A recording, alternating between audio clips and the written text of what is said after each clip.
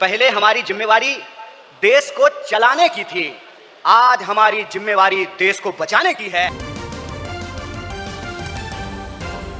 हम गुजरात में ये आईसीसी सेशन इसलिए कर रहे हैं कि गुजरात में स्वतंत्रता आंदोलन की जड़ है।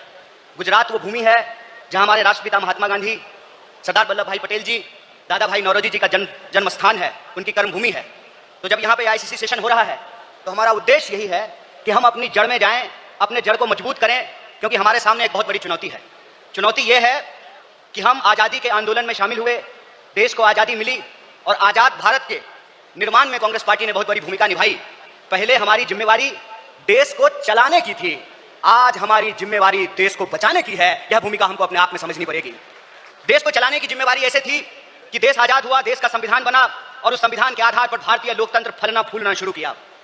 कुछ दशकों के बाद कुछ ऐसी शक्तियां आज सत्ता पर काबज हुई है जिन्होंने आज़ादी के आंदोलन में हिस्सा नहीं लिया।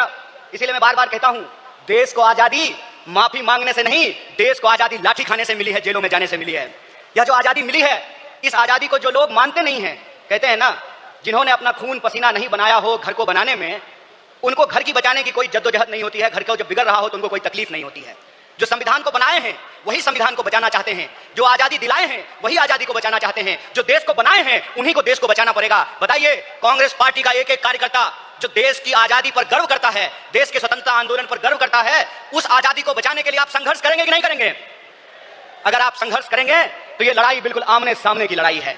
ये लड़ाई है कि एक तरफ वो लोग हैं जो काली टोपी पहनते हैं, एक तरफ हम लोग हैं जो सफेद टोपी पहनते हैं। वो जो काली टोपी पहनने वाले लोग हैं वो काले कानून लेकर के आते हैं। हम सफेद टोपी पहनने वाले लोग जो हैं वो गरीबी का अंधियारा मिटा करके, बेकारी का अंधियारा मिटा करके हम रोजगार का अवसर लाना चाहते हैं। हम अन्याय को समाप्त करके सामाजिक, आर्थिक और राजनीतिक न्याय लेकर के आना चाहते हैं। इसीलिए आज जब मैं आपके बीच में बोल रहा हूं तो सबसे पहले जो ड्राफ्ट है रेजोल्यूशन की, मैं उसके समर्थन में बोल रहा हूं। और यह जो न्याय पथ है जिसको लेकर के हमारा संकल्प है कि इस न्याय पथ पर हम चलेंगे, और न्याय पथ पर चलने का मतलब यह है कि देश में कहीं भी अन्याय होगा, चाहे वो अन्याय दलितों के खिलाफ हो, चाहे वो अन्याय गरीबों के खिलाफ हो, चाहे वो अन्याय पिछड़ों के खिलाफ हो, चाहे वो अन्याय आदिवासियों के खिलाफ हो, महिलाओं के खिलाफ हो, किसानों के खिलाफ हो, मजदूरों के खिलाफ हो, किसी भी भारतीय के खिलाफ अगर कोई अन्याय होगा तो उस काली टोपी वाले अन्याय के खिलाफ हम सफेद टी शर्ट पहन करके राहुल गांधी जी के बताए रास्ते पर चलेंगे। हम न्याय का योद्धा बनेंगे और न्याय का जो हमारी पहचान है, न्याय का जो हमारा ये सिंबल है, उसी से हम इस देश को बचा सकते हैं। और देश को बचाने की जो मुहिम है, इस संबंध में मैं आपको बता दूं कि आज एनएसयूआई का स्थापना दिवस है, फाउंडेशन डे है।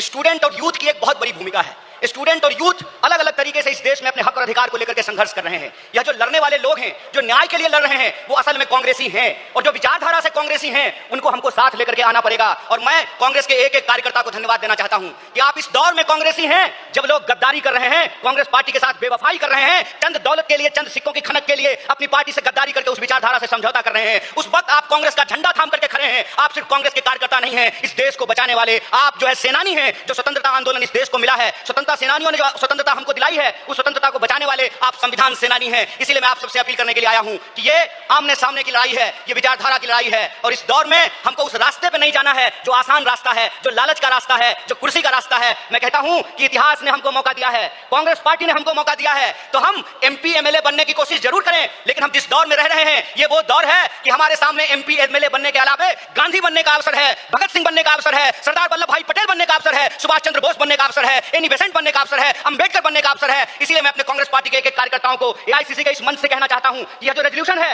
यह रेजोल्यूशन कागज पे लिखे हुए कोई शब्द नहीं है, यह संकल्प है। और उस संकल्प पे हम समर्पण के साथ चलेंगे, संघर्ष करेंगे, और संघर्ष करेंगे तो इस विपरीत परिस्थिति में हमारी जीत सुनिश्चित है। मैं देखता हूं कि कई बार कांग्रेस के कई कार्यकर्ता निराश हो जाते हैं, तो मैं उनको कहता हूं कि यह वक्त निराश होने का वक्त नहीं है, यह अपनी काबिलियत साबित करने का वक्त है, यह अपनी विचारधारा को साबित करने का वक्त है। और जावेद अख्तर ने बखूबी इस बात को लिखा है कि इस मुल्क में दो आवाजें हैं, इस मुल्क में दो आवाजें हैं। इस मुल्क में एक वो आवाज है जो दंगा कराना चाहता है, खून खराबा करना चाहता है, नफरत फैलाना चाहता है, और एक वो आवाज है जो मोहब्बत और न्याय की आवाज को बुलंद करना चाहता है। इसीलिए हम कहते हैं कि मुझे पामाल रस्तों का सफर अच्छा नहीं लगता, जिस दर जाते हैं लोग उधर जाना अच्छा नहीं लगता। आप कांग्रेस पार्टी के ईमानदार कार्यकर्ता हैं, आपके कंधे पर देश को बचाने की जिम्मेवारी है, आपके कंधे पर संविधान को बचाने की जिम्मेवारी है। और हमको पूरा भरोसा है कि आईसीसी सेशन के माध्यम से पूरे देश में यह संदेश आ जाएगा और कांग्रेस पार्टी का एक एक कार्यकर्ता मजबूत होकर के अपनी काबिलियत को साबित करेगा। वह पथ क्या, पथिक कुशलता क्या, जिस पथ में बिखरे सूल न हो, नाविक की धैर्य परीक्षा क्या, जब धाराएं प्रतिकूल ना हो। इस प्रतिकूल समय में कांग्रेस पूरे दमखम के साथ उस काली विचारधारा के खिलाफ, उस काली टोपी के खिलाफ टी शर्ट पहन करके लड़ेगा। बढ़ेगा। और यह टी शर्ट का जो सिंबल है वो न्याय का सिंबल है। उस अन्याय के खिलाफ हमको इस न्याय की आवाज को बुलंद करना है। मुझे पूरा भरोसा है कि आईसीसी सेशन से निकल करके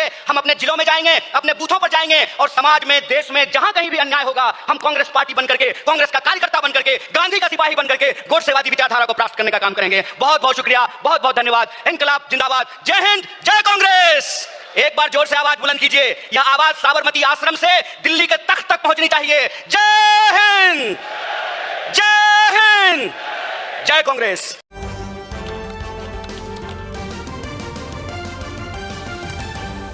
आपकी आवाज